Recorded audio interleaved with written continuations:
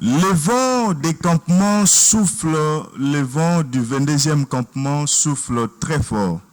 Mesdames et messieurs, bonsoir, bienvenue dans cette émission Jeunesse et Patriotisme. Alors, votre émission Jeunesse et Patriotisme a l'honneur de recevoir pour vous ce soir un homme de Dieu, le père de la communauté des Assemblées des Saints du Ciel, le pasteur Gili Kitenge, à qui nous disons bonsoir, homme de Dieu.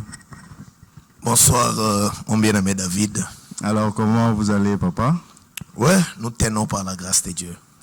Merci beaucoup. Vous comprenez déjà que le décor est planté. Aujourd'hui, avec l'homme de Dieu, nous allons nous entretenir autour d'un grand événement organisé dans la communauté des Assemblées des Saints du Ciel, à savoir le 22e campement. Alors, nous avons l'homme des campements avec nous. Aujourd'hui, nous allons scruter tous les contours. Yamakamo et Tali campement. Vous avez une question, campement Nénine. 22e campement, c'est que le campement, ou bien bandika malamoko na 22e campement. Mais comme vous le savez, nous sommes dans l'émission Jeunesse et Patriotisme. Quand même, l'homme de Dieu ne peut pas partir sans quand même nous laisser sa sagesse par rapport au thème de cette émission. Alors, directement, nous allons nous tourner vers le pasteur Gili pour avoir son impression premièrement par rapport à cette émission, par rapport à ces plateaux. Homme de Dieu, quelles sont vos impressions à chaud par rapport à cette émission Jeunesse et Patriotisme? Oui, nos émissions sont très bonnes, nos impressions sont très bonnes, mon bien-aimé David. Oui, la jeunesse et le patriotisme, c'est très bien intitulé. Pourquoi? Parce que c'est autour de la jeunesse que le patriotisme trouve sa vie. Donc, cela veut dire que ceux qui font vivre le patriotisme, ce sont les jeunes. Okay. Oui, ce sont les jeunes par leurs actions, par leurs idées, c'est la raison pour laquelle vous verrez que tous les leaders, depuis que le monde existe, que ce soit dans les mouvements religieux, que ce soit dans les mouvements politiques, que ce soit dans les mouvements culturels, c'est d'abord la jeunesse. C'est d'abord la jeunesse parce que la jeunesse a cette capacité-là de perpétrer, n'est-ce pas, une idéologie, une lutte, un combat. Alors, c'est la raison pour laquelle aujourd'hui nous parlons de David, nous parlons de Shadrach, Meshach, Abednego, nous parlons d'Esther et consorts. Vous allez trouver que des Néhémie, là dans la Bible, vous allez trouver que c'était des jeunes. Et que si nous revenons dans le monde, vous allez voir des dames comme les Jeanne d'Arc, vous allez voir des hommes comme avec les Guillaume les Conquérants, comme les Napoléon Bonaparte. Même quand on parle d'eux, ils n'étaient pas si vieux.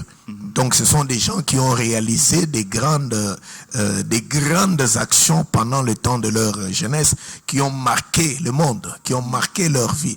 Donc la jeunesse a cette capacité-là de marquer. Alors si elle est vraiment bien enseignée, bien préparée, je crois que s'il y a un domaine où le patriotisme trouve son vrai sens, c'est dans la jeunesse. Ceux qui sont appelés, n'est-ce pas, à la défendre. Parce que si vous allez même dans l'armée, oui, parce que ce sont ceux-là qui sont appelés à verser même leur sang pour que la patrie, n'est-ce pas, ne meure pas, pour que la patrie existe. Mais allez-y vérifier, vous allez trouver qu'il y a, n'est-ce pas, une tranche d'âge où c'est bien signifié pour entrer dans l'armée, pour défendre cette patrie-là. Donc, si nous venons dans le cas de mon pays, pour qu'on termine avec la RD Congo, Lumumba avait quel âge? Mais il a marqué le monde et tout le monde parle aujourd'hui de Lumumba. Alors, à cet âge-là, parce que dans la jeunesse, il y a la bravoure, dans la jeunesse, il y a le courage, dans la jeunesse, il n'y a pas la peur. Les jeunes sont déterminés à tout. Vous savez, il y a à l'époque, avec ces trios, l'Italie, l'Espagne et l'Allemagne, avec Hitler, Adolphe Mussolini, et il y a quelqu'un qui a raconté une histoire. Ils étaient dans une réunion, dans une gratte-ciel, là où il y avait cette réunion, et chacun était en train de parler de ses exploits. Okay. Alors celui-ci dit que non, moi vraiment je suis arrivé à tel niveau d'exploit. Et moi, chez moi, quand je dis ça, tout le monde exécute. Chez moi, alors Hitler était là en train de les écouter. Alors il y a l'un qui dit que moi, si j'ordonne même à l'un de mes soldats de se donner la mort, il va le faire. Et il a ordonné, celui-là était en train de le regarder. Il ordonne pour qu'il se donne la mort, celui-là était en train de le regarder. Hitler a fait un petit sourire et pour réagir, il regarde au garde qui était à sa droite vers la fenêtre. Celui-là sort directement une baïonnette qu'il avait, directement s'enfonce en plein cœur, il tombe. Il regarde l'autre qui était à sa droite, de l'autre côté là, il se projette lui-même par la fenêtre. Wow. Donc vous voyez, et tout le monde est resté stupéfait, tout le monde avait peur d'Hitler. Ils se sont dit que cet homme finalement a atteint le niveau d'un dieu. Mais qui était capable de faire toutes ces choses, tous ces exploits? C'était les jeunes. Voilà. C'est la raison pour laquelle vous voyez que si même dans le monde politique, les leaders politiques, s'ils veulent travailler et être efficaces, c'est avec la jeunesse. Mais malheureusement, si cette jeunesse n'est pas bien encadrée et tombe dans les mains des mauvais leaders, donc elle sera manipulée pour des mauvaises choses. C'est la raison pour laquelle j'aime l'intitulé de l'émission Jeunesse et Patriotisme, parce que c'est bien que la jeunesse soit orientée vers le patriotisme pour défendre cette patrie. Merci beaucoup, homme de Dieu. Comprenez que nous avons reçu un père, quelqu'un qui a de la matière, quelqu'un qui, malgré qu'il est père, mais il est aussi jeune, n'oubliez pas. Il est aussi jeune. Malgré qu'il est le père de la communauté des assemblées des Saints du Ciel, c'est un jeune. Et avec lui, nous allons suivre son parcours aussi à travers cette émission. Vous sentez qu'il y a déjà de la matière. Donc, ce n'est que la première fois qu'il arrive sur ce plateau. Prochainement, nous l'aurons dans tous nos programmes prévus au mois prochain, parce que nous avons des programmes de conférences. On a des programmes qu'on a prévus pour recevoir des éminents hommes de Dieu, nous parler sur les liens qu'il y a entre l'Église et le patriotisme. Alors, nous avons l'honneur aujourd'hui d'avoir l'homme de Dieu sur notre plateau. La question nous saute à l'esprit en vous écoutant. Étant un homme d'Église, quelqu'un qui a de l'expérience dans le monde de l'Église, je rappelle ici que vous êtes père de la communauté des assemblées des Saints du Ciel. Et cette communauté n'est pas seulement ici en RDC. Donc, vous comprenez qu'il y a une influence par rapport au monde de l'Église. Alors, si aujourd'hui, nous devons parler du parallélisme, quel est le lien que vous faites entre l'Église et le patriotisme en tant qu'homme d'Église? Dans Luc 7, si vous lisez à partir du premier verset, il y a eu un homme, un centenier. Oui, c'était un païen. Qui avait son serviteur qui était très attaché à lui. Mais il s'est fait que ce serviteur-là est tombé malade et mourait. Tellement qu'il aimait beaucoup, voyant déjà que son absence coûterait beaucoup à l'entreprise. L'homme ayant entendu parler de Jésus, il s'est levé pour aller chercher le Seigneur pour qu'il vienne guérir son serviteur. Et une petite résistance. Pourquoi je parle de la résistance? Parce qu'il n'y aurait pas eu l'intervention des anciens d'Israël s'il n'y avait pas une résistance. Et ces anciens d'Israël vont dire à Jésus, en lui disant que maître, il mérite que tu les lui accordes. Car c'est lui, il aime notre nation. Et c'est lui qui a bâti notre synagogue. Alors, directement, le Seigneur s'est levé et est allé avec eux. Donc là, nous sommes déjà en train de voir que ici, c'est le monde religieux. Mais vous voyez que l'homme ici va avoir une faveur tout simplement à cause de l'amour, de l'intérêt qu'il a manifesté pour la nation d'Israël. La nation. Vous voyez? Je m'en vais encore prendre un autre exemple. C'est celui d'Esther. N'est-ce pas? Avec le livre d'Esther, où nous connaissons connaissons tous l'histoire et les choix d'Esther à la tête, n'est-ce pas, de l'empire du roi Assyrus. Mais qu'est-ce qui a fait que les choses bougent? Lorsque Aman a monté tout ce qu'il avait monté contre les Juifs, et que finalement on avait promulgué la date où il fallait que les Juifs soient massacrés. Et Mardoché a pris une des copies, parce qu'il y avait, c'était une publication, un édit qui avait été promulgué, et la copie, Mardoché a pris la copie pour qu'elle soit remise à Esther. Et Esther, parce que le problème de Mardoché, il voulait que Esther puisse intervenir auprès du roi en faveur des Juifs. De son peuple, ouais.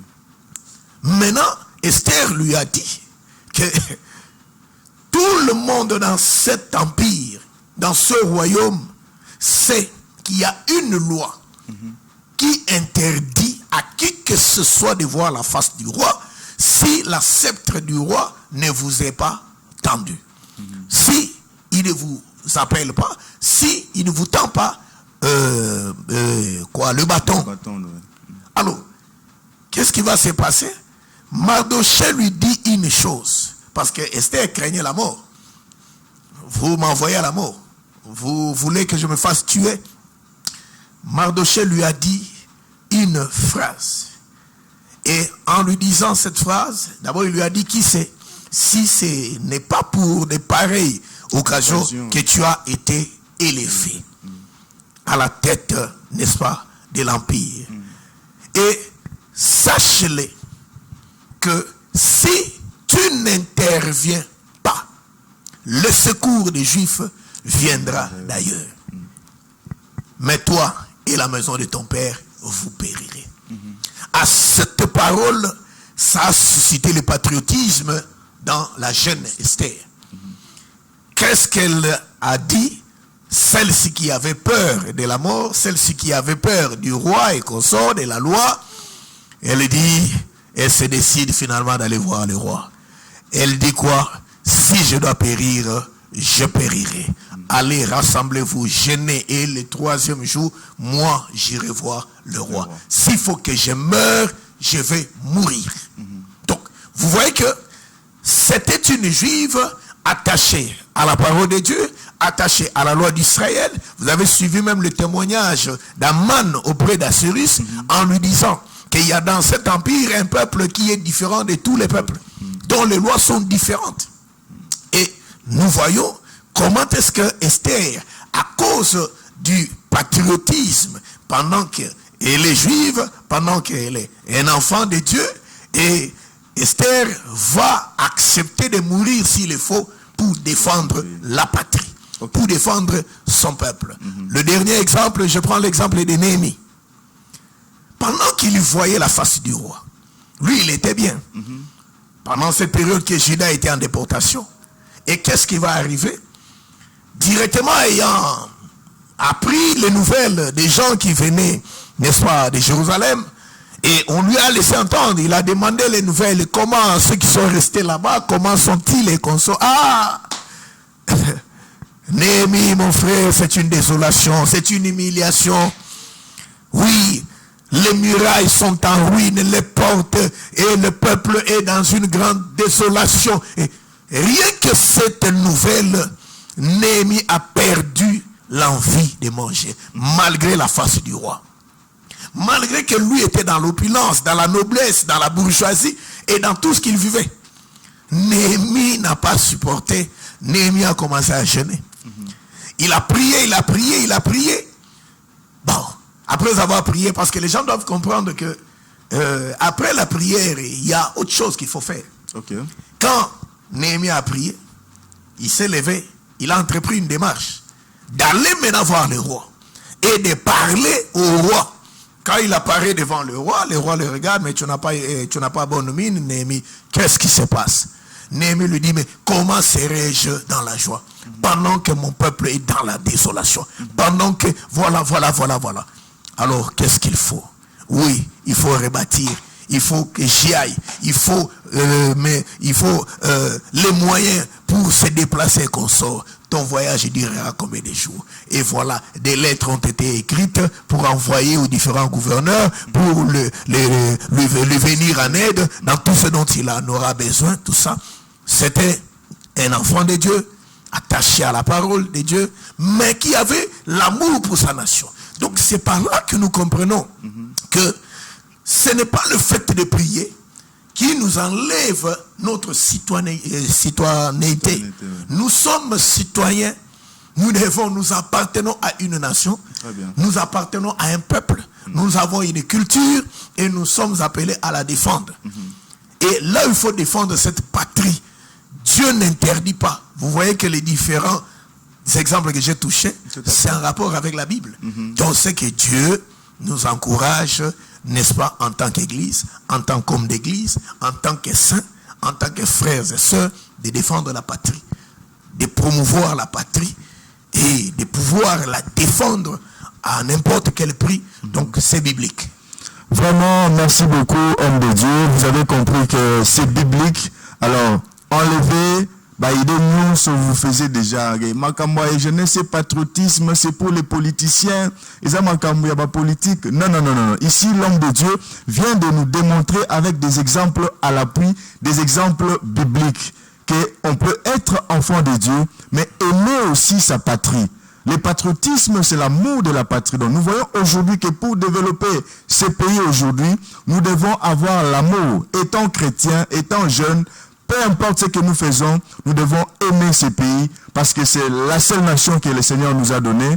Alors là, nous revenons vers l'homme de Dieu pour cette grande activité que la communauté des assemblées des saints du ciel organise. Oui. Il y a quelque chose qui me vient en esprit. Ce n'est pas moi qui dirige les missions. Je voulais juste compléter.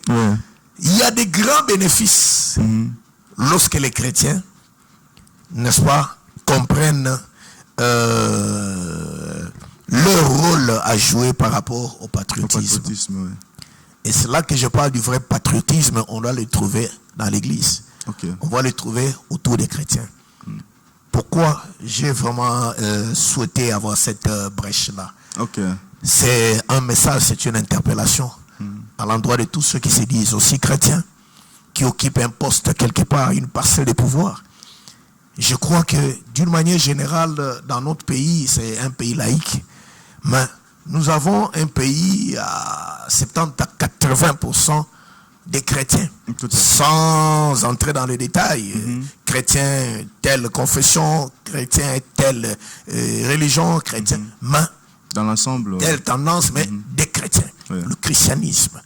Alors c'est là que j'appelle au vrai christianisme pour la défense de la patrie.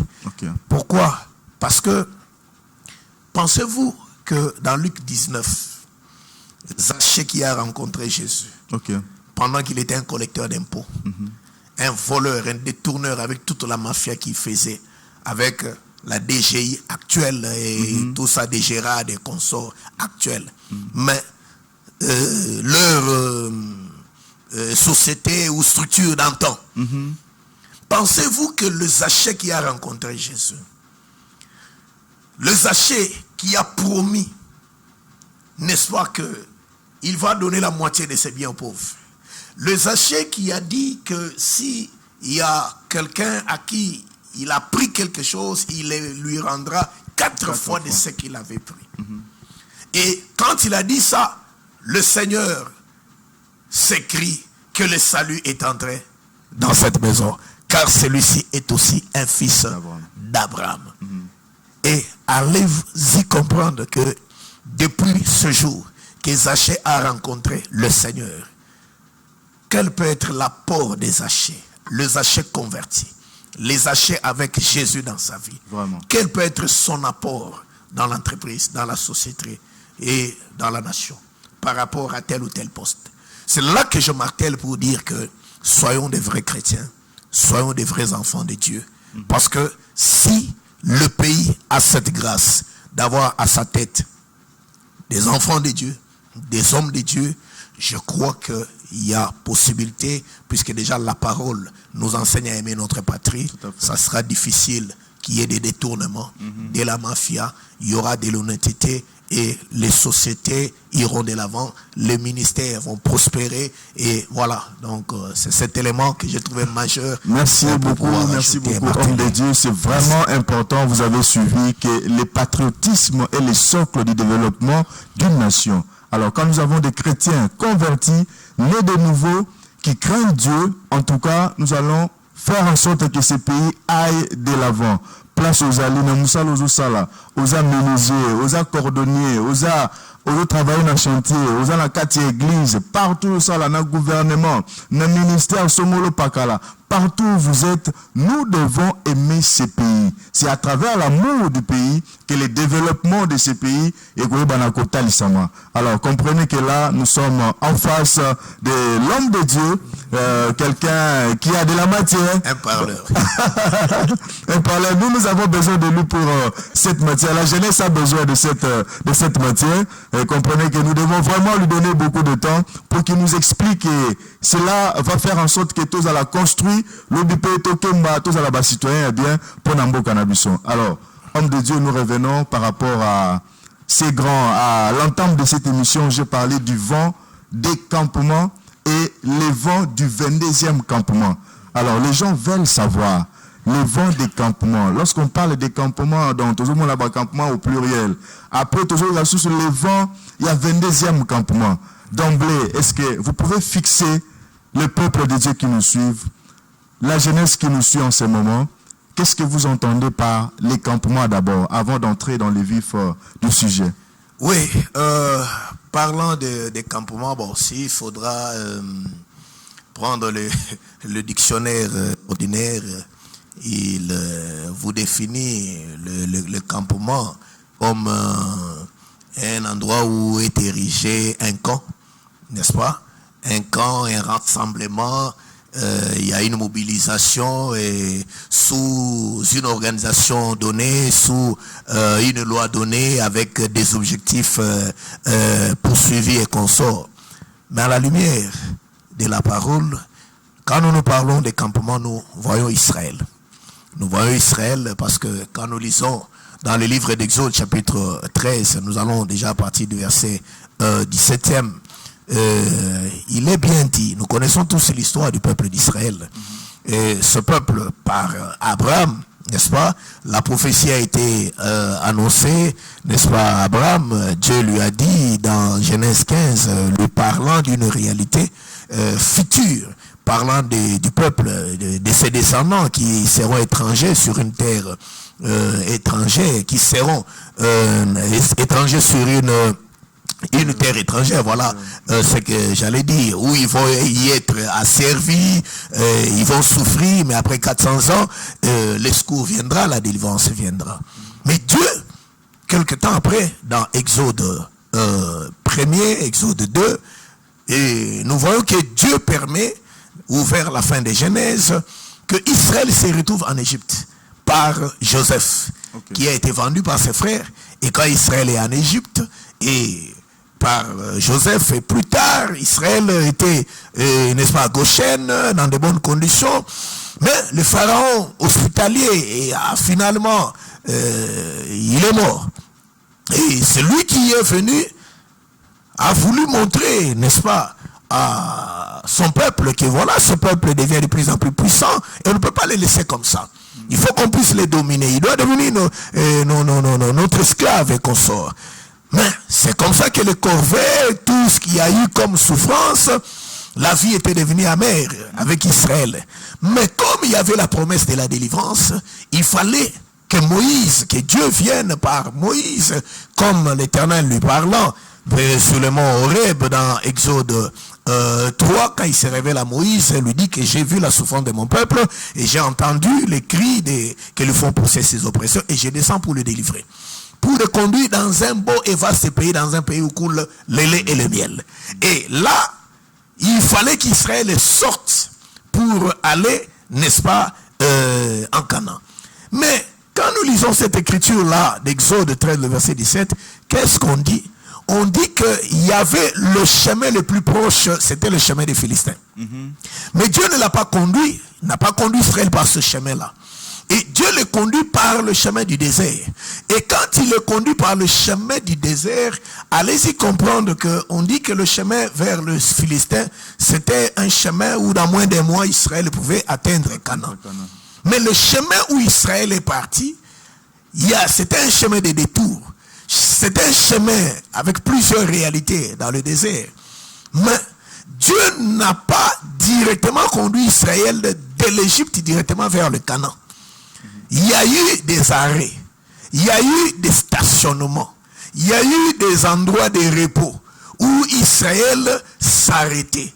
Et quand Israël s'arrêtait, il constituait un camp. Et quand il constituait un camp, c'est là qu'on dit qu'Israël campait. Donc, c'est que parlant des campements, ce sont des stationnements, ce sont des arrêts ou des stations d'Israël d'un lieu vers un autre, d'une ville vers une ville. Et c'est là sous la direction du Saint-Esprit. Sous la direction du Saint-Esprit. Mais, dans le temps, selon la parole, le Saint-Esprit était caché sous l'image de la nuée. Comme le dit l'apôtre Paul dans 1 Corinthiens 10, mais quand nous rentrons dans Nombre chapitre 9, si vous descendez là, on dit que ce mouvement-là des différents campements, c'était sous la direction de la nuée. Si la nuée campait du matin jusqu'au soir, Israël est resté là. Si la nuée se déplaçait, Israël se déplace. Là où la nuée s'arrêtait, Israël s'arrête. Et ces arrêts-là, c'est ça ce qu'on appelle les campements. Et une fois arrêté là, selon la durée que Dieu lui-même fixait, selon la marche de la nuée, et sous l'ordre de Moïse, à chaque arrêt, à chaque station, il y avait une particularité de la couleur de Dieu. Il y avait une particularité de différentes directives. Il y avait une particularité de certaines orientations. Et pendant cette période-là, Israël vivait. Ils constituaient des camps. Ils avaient des tentes. Et ces camps-là étaient construits autour du tabernacle. Autour du tabernacle, parce qu'ils ne s'asseyaient pas en désordre. Il y avait un certain ordre qui était établi autour de ce camp. L'arche était au milieu, à travers le tabernacle, et chaque tribu avait un endroit fixé où il fallait que sa bannière soit, n'est-ce pas, placée pour lui permettre de rester là. Ils vivaient là. Et pendant le temps qu'ils étaient là en train de vivre, ils avaient la vie quotidienne. Ils avaient certaines difficultés. Comme quoi, peut-être qu'ils avaient besoin de l'eau à boire. Il y avait manque d'eau. Il y avait manque de nourriture.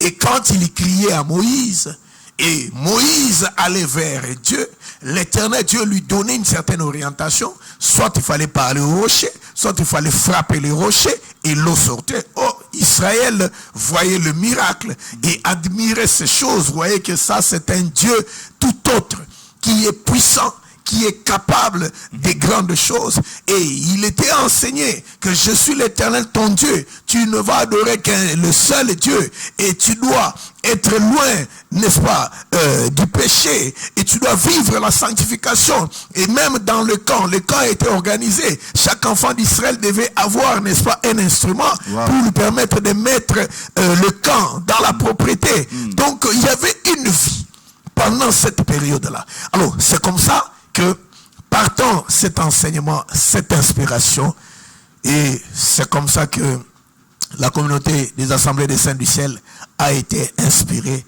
pour comprendre que en réalité les campements parlaient de la vie chrétienne du peuple de Dieu sur terre. Comment ce peuple était appelé à vivre et comment Dieu s'est comporté avec son peuple, parce qu'il voulait vivre au milieu de son peuple. Et c'est comme ça que depuis ce temps que nous avons compris cela, il a été mis, n'est-ce pas, un programme, n'est-ce pas, appelé les campements au milieu de la communauté des assemblées des saints du ciel. Et autour de ce programme, waouh, c'est le ciel sur terre. Waouh, vous comprenez que nous avons reçu l'homme des campements. En tout cas, la matière est trop abondante. Donc vous comprenez que la télévision aussi c'est le temps. Mais là, j'ai beaucoup aimé, c'est que l'homme de Dieu vient de nous dire par rapport au campement. Il a si bien dit que les campements sont des stations, sont des arrêts, Ce sont des moments où Dieu veut entretenir une relation particulière avec son peuple. Mais il a précisé aussi en disant que chaque campement, chaque station avait sa particularité, avait sa couleur. Alors, notre question maintenant, homme de Dieu, va dans le sens. Parce que vous parlez du 22e campement. Si nous comprenons, c'est qu'avant le 22e campement, il y a eu d'autres campements qui se sont déroulés au sein de la communauté Saint du Ciel. Exact. Alors, s'il y a d'autres campements, parce que vous avez parlé de la particularité, pour le peuple qui nous suit, qui n'a pas connu les campements, pour cette jeunesse qui nous suit aujourd'hui, qui n'a pas l'image des campements, qu'est-ce que vous pouvez dire à cette jeunesse, à ce peuple de Dieu, parce que vous êtes témoins oculaires. Vous avez vu Dieu à travers, je peux dire, 21 campements. Aujourd'hui, nous sommes au 22e. Alors, une idée, comment je peux dire, faire la rétrospection, une idée de l'historique de tous ces étapes que vous avez vécues avec le Seigneur. Ouais, ce sont des moments merveilleux qui ont marqué tout mon ministère. Ok. Oui, des moments où j'ai compris que Dieu, c'est un Dieu d'alliance. Des moments où j'ai compris que Dieu est fidèle. Des moments où j'ai compris les dimensions de la manifestation divine à travers ces moments. Comprenez que ce sont des moments qui mettent le peuple de Dieu autour de son Dieu. Or, Dieu est représenté par sa parole. Tout à fait. Et c'est la raison pour laquelle c'est d'abord la parole qui est au centre. Ce sont des grands moments des enseignements, des grands moments d'une certaine expérience avec Christ. Il sort, n'est-ce pas, de la théorie et il entre dans la réalité, dans la vie de son peuple. Et sortir de la théorie, entrer dans la réalité, c'est ce que Jésus a fait. Toujours dans Luc 7, Jean-Baptiste envoie ses disciples aller lui poser la question, est-ce c'est lui qui devait venir ou bien devons-nous en attendre un autre? Au lieu de répondre directement à la question, il va les faire asseoir. Jésus va commencer à prêcher la parole. Et quand il prêche, il guérit les malades, il ouvre les yeux des aveugles. N'est-ce pas, les lépreux sont purifiés. Et qu'est-ce qu'il dit dans la suite? Allez dire à Jean ce que vous avez vu et ce que vous avez entendu. La bonne nouvelle est prêchée, les malades sont guéris, les paralytiques marchent et consortent. Donc pour lui dire seulement que l'homme d'Ésaïe 35, l'homme d'Ésaïe 9, effectivement, c'est bien moi. Alors, vous voyez un peu cette méthodologie-là de travailler. Donc, il enseigne et il passe en action. C'est ce qui fait qu'au temps des apôtres, n'est-ce pas? Au temps des apôtres, la Bible dit qu'il confirmait l'enseignement des apôtres par des miracles, des prodiges et des signes. Et pendant cette période, c'est la période où nous vivons la parole. Nous vivons Dieu dans ses actes. Nous vivons cette parole et devient dans la chair. Elle est matérialisée. Alors, c'est comme ça que, parlant de ces différents campements, oui, nous en avons 40 qui avaient, c'est un programme de 40 campements. Okay. Et là, la précision est que, parlant du 22e campement, nous ne parlons pas exactement du 22e campement ou selon les différents arrêts avec Israël. Donc là, c'est un autre enseignement. Okay. Mais ici, quand nous parlons du 22e campement, c'est-à-dire par rapport à ce programme, n'est-ce pas, où c'est un cadre d'évangélisation, c'est un cadre d'édification par la parole, c'est un cadre de la prière, c'est un cadre, c'est une école où on vient, on apprend, n'est-ce pas? C'est un cadre du déclenchement des dons spirituels, de la grâce de Dieu. Et voilà. Alors, c'est un moment de la sanctification.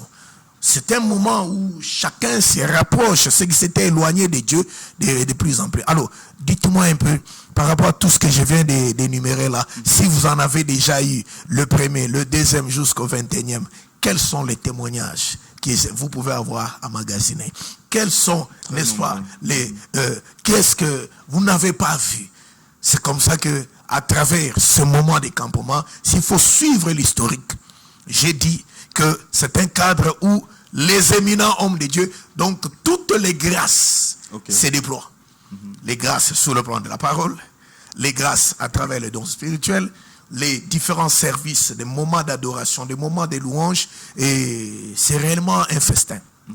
Une grande fête en l'honneur de l'Éternel. Alors, c'est comme ça que nous en avons 40 et on a commencé depuis le premier. D'ailleurs, la première édition était 7 campements si je me rappelle, mais dans la deuxième édition, on en a 40. Et depuis que nous avons commencé, nous sommes maintenant au 22e. Et à travers ça, il y a eu beaucoup d'âmes qui ont été gagnées au Seigneur. À travers ça, il y a eu beaucoup de familles qui y ont été visitées et délivrées. À travers ça, il y a beaucoup de vies, des gens qui n'avaient plus le sens de la vie. Des gens qui respiraient, n'est-ce pas, le suicide, n'est-ce pas? Les gens qui se voyaient presque abandonnés. Mais le campement à travers ces moments, oui, ça fait que les hommes puissent rencontrer le Seigneur, ça fait que les hommes puissent vivre, n'est-ce pas, les promesses de Dieu, n'est-ce pas, comme une réalité dans leur vie, et ça fait que les hommes puissent expérimenter la puissance de Dieu. Qu'est-ce qui a marché dans ma vie? Qu'est-ce qui n'a pas marché? Pourquoi ça n'a pas marché? Qu'est-ce qui constitue les blocages? Qu'est-ce qui fait que ma vie soit comme telle, n'est-ce pas, stagne quelque part? Et à travers tout ça, je ne vois pas comment quelqu'un ne peut pas vivre la main de Dieu. Je ne vois pas comment ça peut se faire. Quand on participe au campement, comment ça peut se faire, comment que quelqu'un ne vive pas la main de Dieu. Parce que tous les moyens qui sont, n'est-ce pas, orientés, fixés, les principes de bénédiction, c'est ce qui est réuni autour de cette période. Alors comment ne pas vivre la main de Dieu? Je ne vois pas cette résistance. Je ne vois pas ces forces, ces liens, réclamations, ces lois établies. Je ne vois pas ces géants esprits qui peuvent résister là où la présence de Dieu descend. Rappelez-vous, bien-aimés, il s'est passé 2 choses dans la Bible, 2 événements. Lors de la construction du temple de Salomon et lors de la construction du tabernacle, vous allez remarquer que le jour de la dédicace de ces maisons-là, dès que la gloire de Dieu est descendue, tout le monde était dehors. Même les sacrificateurs étaient dehors. Tellement que la maison était remplie de la présence de Dieu. Et dites-moi, maintenant, si l'endroit est rempli de la présence de Dieu, d'une telle gloire, et que même les sacrificateurs n'ont pas pu résister face à cette présence-là, quel est ce démon? Quelle est cette maladie? Quel est ce problème qui peut résister pendant cette période? Donc, je crois que nous avons une grande expérience avec ces moments, et aujourd'hui, à travers le monde, et si nous pouvons compter, c'est pas des milliers de personnes qui ont vu Dieu à travers les campements. Je crois que ceux qui sont passés par la communauté des assemblées des saints du ciel, aujourd'hui ceux qui sont à travers le monde en savent quelque chose. Parce qu'il y a aujourd'hui des enfants qui portent les noms des différents thèmes, des différents enseignements qui ont été donnés. Pourquoi? Parce qu'ils sont fruits de cette bénédiction. Donc, il y a des gens qui se retrouvent, le travail ici, c'est les résultats de ce campement. Et la conversion de son mari qui est aujourd'hui dans l'œuvre et qui est serviteur de Dieu, c'est le résultat de l'un des campements. Et s'ils sont ensemble en famille aujourd'hui, qu'ils prient, c'est le résultat de ce campement. Si le divorce s'est pointé déjà à l'horizon et que le mariage a été consolidé, c'est le fruit de ces campements. S'ils ne se mariaient pas, s'ils ne mettaient pas au monde, quel que soit le nombre d'années, c'est le résultat de ces campements. Ceux qui ont été malades, bien-aimé David, j'ai vu des gens guéris à distance. Quand le Seigneur permet que je puisse me déplacer, et j'ai vu, on m'a apporté certains enfants. Vous regardez l'enfant, on vous dit que celui-ci ne marchait pas. Et c'est le fruit de la prière qui a été organisée lors de tel événement. Et au tali, moi, ma colo brancard, Et Tikalimwa Mouke, Otalo Lobi, waouh, Jésus est vivant. C'était fini. Réanimer na modèle news mais le sambo na musa na nzambe pendant cette période pendant cette période et voilà ce que Dieu a fait. Donc il y a plusieurs témoignages et aujourd'hui ceux qui servent le Seigneur, ceux dont les dons ont éclaté, qui prophétisent et qu'on sort. Les campements c'est autre chose. Les campements c'est autre chose. Comment appeler historique? Donc, si déjà pour ça, au côté il y a 22e campement, ne reste pas. Alors, il y a un numéro affiché au bas de vos petits écrans, c'est le 082 20 72 701. 082 20 72 701. Vous voulez entrer en contact avec l'homme de Dieu, écrivez-nous à ce numéro. Vous voulez profiter de ces moments merveilleux dans la présence de Dieu, comme l'homme de Dieu a expliqué en gros que les campements, c'est les moments de visitation. Aux en a problème, au Tungisami depuis que Mboul est bandit. Parce que moi, depuis que j'ai commencé à prier, Mikolo Nazolo Baketo, continue la deuxième partie à année. Donc, tu as la première partie à année, tu continues la deuxième partie à année. Makamweta Mola qui bien t'es la première partie, il y a année. Tu t'es posé beaucoup de questions. Rien ne marche, rien ne bouge. Tu sens que c'est le statu quo. Alors, le Seigneur vient à travers ce programme. Il y a 22e campement, Yom Tozo Landabiso, partout, parce qu'on sait que vous nous suivez partout, à travers Leadership and Vision by Deka, en Europe, en Afrique, partout. Apprêtez votre billet. Le Seigneur est venu pour vous faire du bien. Alors, homme de Dieu, pour parler maintenant du 22e campement, quel est le message? Quelle est la particularité? Parce que vous nous avez dit que les stations, chaque arrêt avait sa particularité. En tant que visionnaire de la grande communauté Assemblée des Saints du Ciel, la vision que Dieu vous a donnée pour les campements, quel est le message pour toutes ces personnes qui nous suivent en ce moment par rapport au 22e campement? Qu'est-ce que vous pouvez leur dire? Bato nyonso bazolanda. Bazela nini na 22e campement. Pour Toyo qui déjà, il y a liboso, eza terrible. Ce qu'on a 22e campement, quel est le message que vous les apportez? Oui, il y a une particularité dans le 22e campement et cette particularité se trouve autour du thème. Okay. Oui, se trouve autour du thème. Nous sommes dans 2 Samuel 23, à partir du verset 15. Qui me fera boire l'eau de la citerne qui est à la porte de Bethléem? Donc, c'est là le thème. S'il vous plaît, homme de Dieu, est-ce que vous pouvez répéter le Nous sommes dans 2 Samuel chapitre 23, à partir du verset 15. Alors, il s'agit des vaillants hommes de David. Des vaillants hommes de David. Et là, je ne parle pas de mon frère David Kamanga qui est là. Mais aujourd'hui, il est l'un des... Parce que l'esprit qui était dans ces hommes, c'est l'esprit qui l'anime aussi aujourd'hui. Donc, il est aussi comme... voilà, les autres vaillants et comme son nom David. Alors, merci beaucoup, homme de Dieu. C'est là que nous disons qu'il y a une particularité.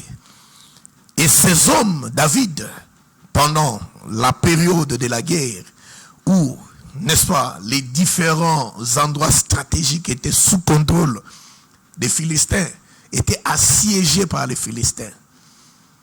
Mais il y avait des hommes autour de ce grand leader.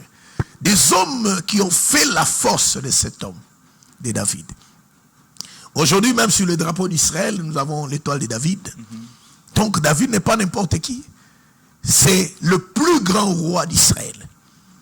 C'est le plus grand roi d'Israël.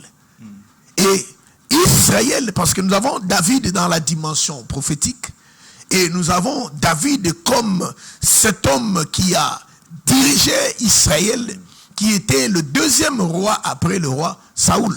Et il était appelé l'homme selon le cœur de Dieu.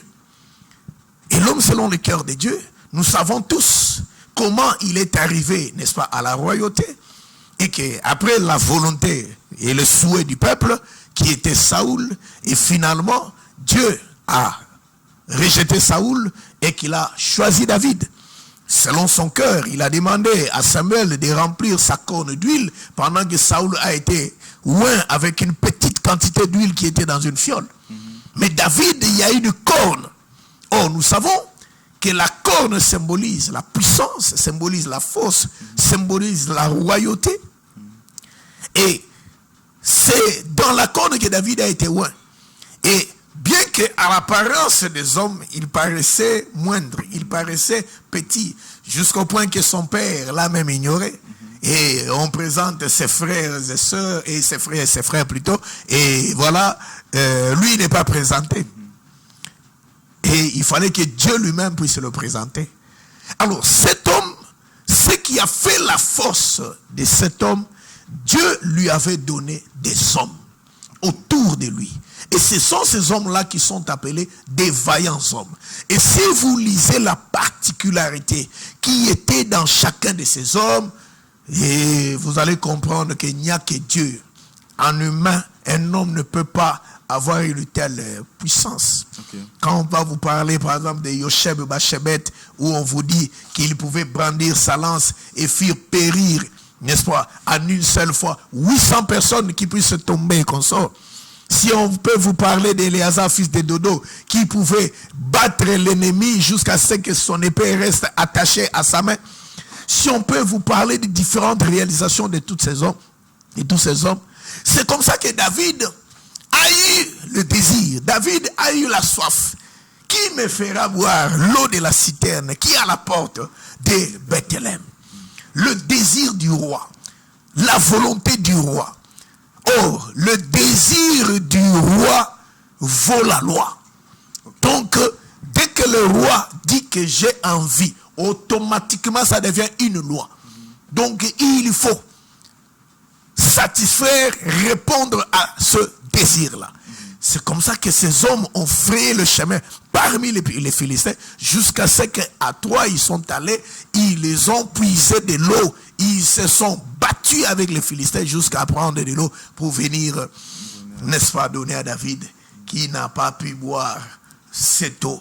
Quand il a vu la bravoure de ces hommes et il a versé en libation. Alors, c'est là que nous mettons un accent particulier sur les services et sur les serviteurs pendant le 22e campement. Okay. Et parlant du service et du serviteur, nous parlons d'abord de lui-même, parce que le véritable David, c'est d'abord Christ. N'est-ce pas? Parce que la promesse a été donnée, n'est-ce pas? Par rapport aux successeurs, que tu ne manqueras pas de successeurs sur ton trône et que ta royauté, ton trône sera affermi et consort et par ton fils et parlant de Salomon. Mais curieusement, Salomon est mort. Nous savons la finalité de Salomon. Mais ici, nous voyons David, Bartimée crier quand il voit David passer. Il crie, quand il voit Jésus passer, il crie, Jésus, fils de David, aie pitié de moi. C'est que les promesses qui étaient faites à David par rapport à sa postérité, c'était lié à Christ. Ce qui a fait que, ici, nous voyons d'abord que David lui-même a un rôle important à jouer prophétiquement parce que de lui, de sa lignée, sortait le Messie, qui est bien notre Seigneur Jésus-Christ. Et nous voyons que lui-même, Jésus, a été le serviteur de tous. C'est ce qu'il nous a appris. Et le service qu'il a fait était d'accepter, n'est-ce pas, de pouvoir mourir pour l'humanité, de pouvoir mourir pour tous les fils et filles d'Abraham, pour venir sauver. Le service que lui-même est venu faire, c'était d'enseigner, de délivrer, d'annoncer le salut au monde, à l'humanité. Et c'était à travers le Saint-Esprit, n'est-ce pas, d'éclairer le peuple de Dieu, de mandater, de donner la capacité de servir le Seigneur. Et lui-même en tant que serviteur, lui-même en tant que dans le service, c'est ce que nous allons d'abord découvrir. Et son œuvre, nous allons découvrir le travail, nous allons découvrir lui-même en tant que serviteur, quel est le rôle qu'il a à jouer par rapport à nos vies. Et au-delà de ça, après nous avoir montré, n'est-ce pas, cet exemple, c'est alors que cela va maintenant se tourner vers nous-mêmes aussi, qui sommes appelés à être des serviteurs au modèle de Christ, qui sommes appelés à être équipés pour remplir la mission que le Seigneur nous a donnée. Et nous-mêmes qui sommes appelés à être les ambassadeurs, le reflet de ce Christ dans sa puissance, le reflet de ce Christ à travers même notre vie. Okay. Pour que notre vie, là où même la Bible n'est pas arrivée, rien que notre vie soit réellement la représentation de la Bible. Même si quelqu'un n'avait jamais lu la Bible, rien qu'en vivant avec nous, il comprend ce que la Bible parle. Il comprend de quoi il est question dans la Bible. Alors, comprenez que dans le service que le Seigneur vient faire, mais il va guérir les malades, il va délivrer, il va enseigner. Et dans le service, il sera lui-même présent au milieu de nous à travers le Saint-Esprit. Et lui-même constitue les dons spirituels opérationnels au milieu de nous. Dans le service, lui-même est amour, où il va nous apprendre à aimer, comment nous devons aimer aussi les autres. Lui-même, dans le service, il va nous apprendre. Donc, voilà, nous serons ouvriers avec lui pendant le 22e campement. En tout cas, l'accent sera beaucoup mis sur les services et les serviteurs. Retenez ça pour ce 22e campement. On nous signale déjà que nous tendons vers la fin. Comprenez que la télévision, c'est les temps. Homme de Dieu, alors pour ces quelques minutes qui nous restent, alors quel est les messages clés par rapport au déroulement, par rapport à l'adresse pour tous les gens qui nous suivent? Ils veulent savoir ces grands programmes de 22e campement, Egozala Wapi, Baya Wapi, Basala Nengeni. En fait, sur le plan organisationnel, comment cela est organisé, parce que nous sommes déjà à la fin de notre émission? Merci beaucoup. Je crois que le siège, cela va se passer au siège de la communauté des assemblées des Saints du Ciel, qui est situé sur l'avenue Béni, au numéro 46, quartier Guinée, dans la commune de Lemba, référence Rond-Point Gaba. Okay. Alors, par rapport, il y a une particularité aussi. C'est un programme qui s'accompagne de 14 jours de jeûne et prière, qui va commencer du 9 août et qui va aller jusqu'au 23 août. Mais dont la clôture sera le 30 août. La clôture sera le 30 août. Le 30 août. Okay. Alors, les 14 jours, à partir du 9 août, c'est un dimanche, le culte sera chaque jour. Okay. Chaque jour, on sera là. À partir de 15h30 jusqu'à 19h chaque jour. Où nous serons là, en état de jeûne. Nous serons là pour prendre des moments de prier. Les différentes modalités seront fixées au fur et à mesure que nous allons nous approcher.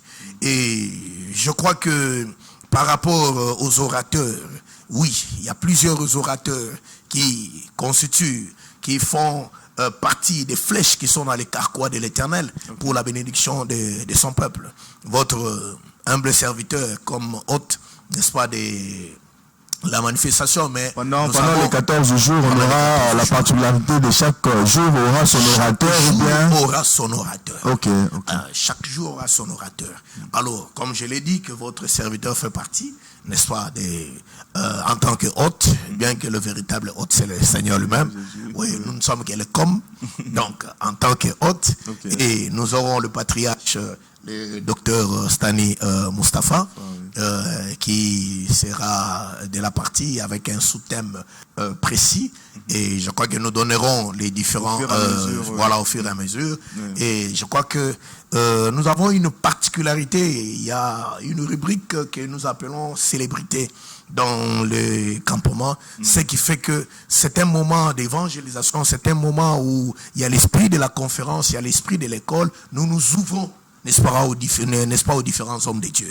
Alors c'est comme ça que nous aurons dans la participation l'homme de Dieu, le général Sonny Kafuta Rockman, qui fera partie des orateurs. Nous aurons le pasteur Emmanuel Chibingu, qui fera partie. Et je crois que avec la position qu'il occupe, les fonctions qu'il occupe dans l'appareil de l'État, c'est une bonne chose pour que nous comprenions aussi le vrai nationalisme, que nous avons quand même des hommes de Dieu qui ont une certaine influence, n'est-ce pas, qui travaillent mais qui servent le Seigneur. Voilà, nous aurons la présence de ces hommes, nous aurons le pasteur Bruno Kabunda qui sera là, nous aurons le prophète Willy Banzaswe, nous aurons l'apôtre Jean-Claude Kassoaï, nous aurons l'évangéliste Dieu merci Moutébé, nous aurons le docteur Pichou Boutangé, nous aurons le pasteur Berthema Banza, nous aurons le pasteur Roger Kabea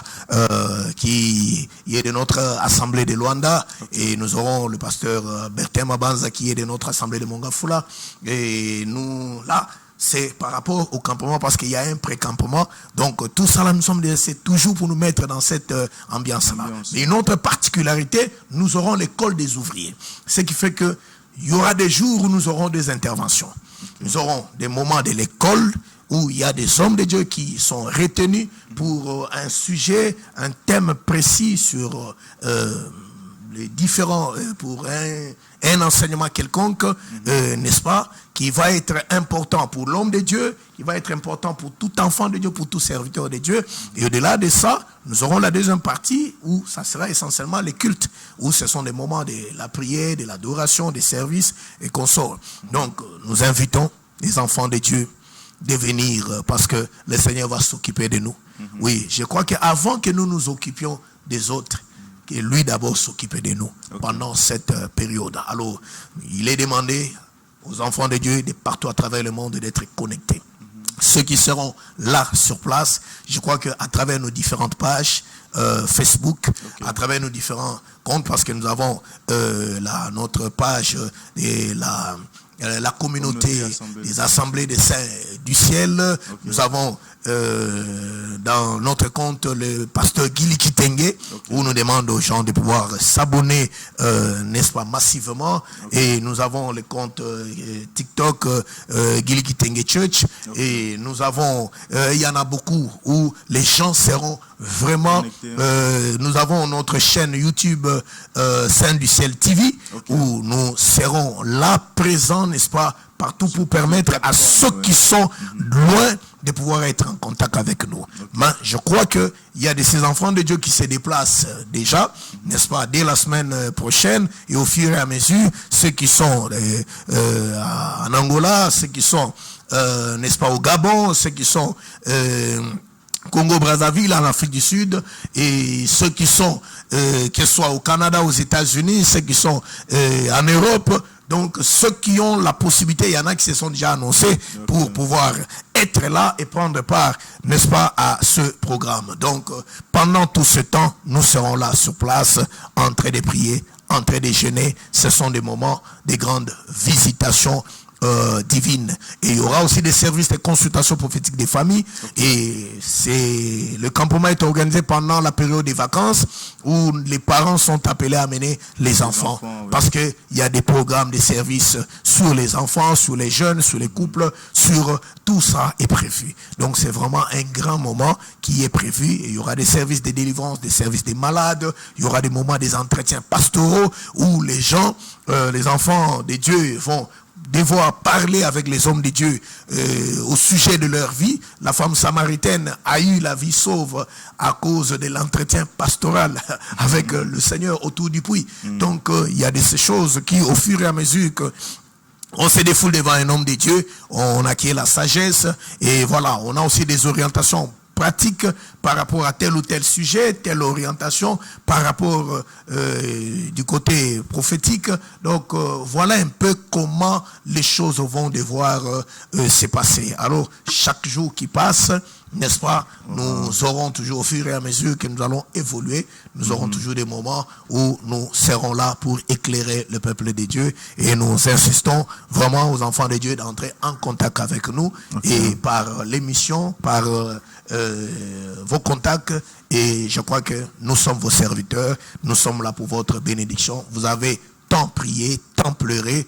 Je crois que c'est un moment de votre visitation. Ne loupez pas cette occasion. Merci beaucoup, homme de Dieu. Nous rappelons que vous êtes le père de la communauté des assemblées des saints du ciel, le révérend pasteur Gili Kitenge. Nous sommes pratiquement à la fin de cette émission. Comme l'homme de Dieu l'a dit, on a particularité, on a soutenir 22e campement, le numéro est là. N'hésite pas, ils attendent la visitation à eux. Donc vous pouvez appeler à ce numéro-là, entrer en contact avec l'homme de Dieu. Je pense que l'homme de Dieu va aussi donner peut-être les présents par rapport au numéro. Vous voulez soutenir cette action. Il a un mot, là nous sommes pratiquement à la fin, dans une minute. Je crois que la porte est grandement ouverte, frères et sœurs. Oui, nous avons besoin, vous qui nous suivez de partout à travers le monde. L'évangile est gratuit, mais l'évangélisation, elle n'est pas gratuite. Pourquoi? Parce que pour évangéliser, il faut se déplacer, il faut s'habiller, il faut des instruments appropriés, il faut que le cadre soit approprié. Je crois qu'il est prié, n'est-ce pas, à tous les enfants de Dieu. Je ne sais pas si cela est autorisé, que nous donnions le numéro de téléphone, oui, si c'est autorisé. Entrez en contact avec nous, oui, au 081 502 49 73. 081 502 49 73. Les 099 95 64 838, les 099 95 64 838. Entrez en contact avec nous, n'est-ce pas? Nous allons vous mettre à la disposition des différents services et, n'est-ce pas, nous avons besoin d'avoir vraiment un instrument des tailles, les moyens qu'il faut pour atteindre les enfants de Dieu de partout à travers le monde, que nous ayons les images, des bonnes qualités, des caméras qu'il faut et des instruments qu'il faut pour la gloire de Dieu et tout le nécessaire. Nous avons vraiment besoin d'atteindre, n'est-ce pas, une grande couche de la population. Mais tout cela, c'est par rapport aux différents moyens, parce qu'il nous faut des panneaux, n'est-ce pas, des affiches, et il nous faut des grandes mobilisations, n'est-ce pas, à travers des affiches, à travers des tracts, à travers des émissions, et tout ça là, et ça demande l'argent. Ça demande l'argent. Alors ne jetez pas l'argent dans la musique profane. Oui, vous pouvez, c'est bien d'aller vous détendre, mais c'est une détente passagère. Lorsque vous allez retourner chez vous, vos problèmes vous attendent. Vous pouvez boire et vous enivrer, mais lorsque vous ne serez plus ivre, vos problèmes vous attendent. Donc, le meilleur investissement, c'est de soutenir l'œuvre du Seigneur. Donc, nous vous prions, vous là, que le Seigneur à qui Dieu a donné, n'est-ce pas, ce fardeau-là. Et nous lançons, parce que dans le campement, le dernier jour, le 30, il y a une particularité, il y a la prière pour la nation. Okay. Il y a les services de prière d'imposition des mains pour les familles. Et à travers le moment de la prière pour la nation, nous avons toujours des différentes autorités politiques, de l'armée, de la police, de l'administration, et les différents hommes de Dieu, leaders religieux dans cette clôture, où nous demandons toujours, n'est-ce pas, aux enfants de Dieu à la clôture, vous savez, inviter tous ces pelotons des orateurs et les différents chantres qui seront là pour, n'est-ce pas, célébrer le Seigneur pendant cette période-là. Tout ça, ça demande les moyens. C'est ainsi que je m'adresse à tous ceux-là à qui Dieu a placé ses cœurs de libéralité. Même vous, autorités qui nous suivez, c'est une porte que le Seigneur vous ouvre à travers le soutien. Vous avez un problème particulier qui dérange votre vie, qui dérange votre vie professionnelle, votre parcours, qui dérange votre couple, et Dieu peut vous visiter, intervenir, parce que ce soutien fera en sorte que nous ayons aussi des moments de prier, n'est-ce pas, pour vous, pour cet apport, cet accompagnement, et la gloire de Dieu ne manquera pas d'éclater. Vraiment, c'est un message adressé à tout fils et toute fille d'Abraham partout à travers le monde. Voilà, ça n'est fini avec l'émission Jeunesse et Patriotisme. Nous avons eu l'honneur aujourd'hui de recevoir l'homme de Dieu, le père de la communauté des Assemblées des Saints du Ciel. Je pense que prochainement, il reviendra avec beaucoup plus de détails encore, avec des images pour que nous puissions suivre cet événement. Alors d'ici là, portez-vous bien. Restez scotchés sur la même chaîne, sur notre chaîne YouTube Leadership and Vision by DK. Écrivez-nous à ces numéros. Nous allons nous rencontrer prochainement à la même adresse, sur la même chaîne. Ciao.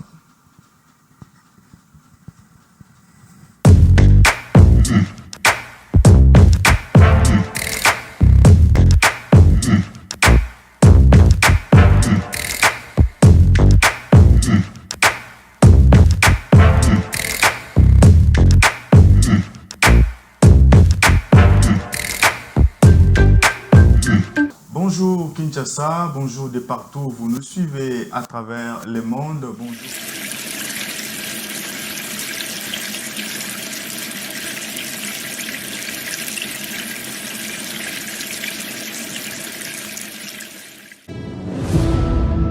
Aujourd'hui, une nouvelle ère commence. Une ère où le